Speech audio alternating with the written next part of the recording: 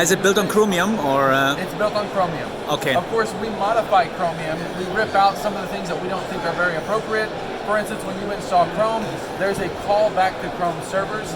We don't think that's appropriate. So we rip that out of the project before we actually build our project. I mean, there were discussions that Chromium makes a lot of changes. Are you affected by that, or? Not at all. We're patching it. So as Okay. you need to, if they, for instance, there was a recent exploration. Chromium team was considering what's called Manifest V3.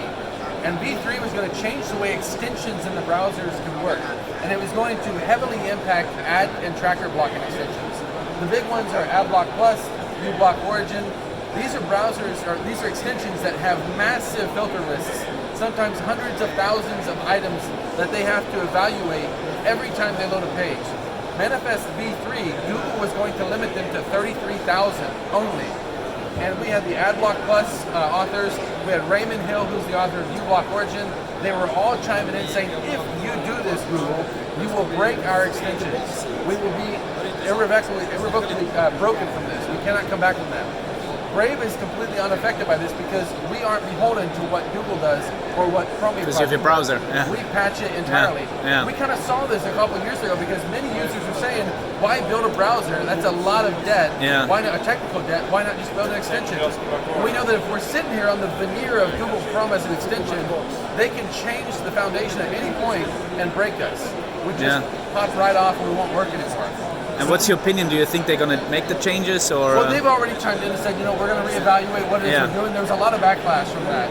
They're still going to move forward with V3, but I think they're going to keep some of the older APIs. There was a web request API that these extension authors didn't want to lose. The Google team was wanting them to use a declarative request API, I think it was, and it would have been a considerably different experience. So I think what they're going to do now is they're going to proceed forward with both of the APIs, and maybe with time eventually wean off the web request and try to move people more smoothly to what they want them using. But we didn't have to worry about any of this at all because we chose a different route from the very beginning. I mean, obviously Google effectively will optimize for themselves, right? Right, so, they're an advertising company at the end of the day. Yeah. And so there's a bit of a conflict of interest there. Yeah. They, at the very start, they used to say, don't be evil. Yeah. But saying don't be evil still implies that you have the capacity to be evil. So our model from the start has been can't be evil. We've engineered everything from the ground up in such a way that we cannot abuse your trust if we wanted to. But we don't want to. So. This was Jonathan Sampson from. Well, vice versa, I think. Thank you so much. That was really excellent. Really, wonderful. yeah. Cheers, man.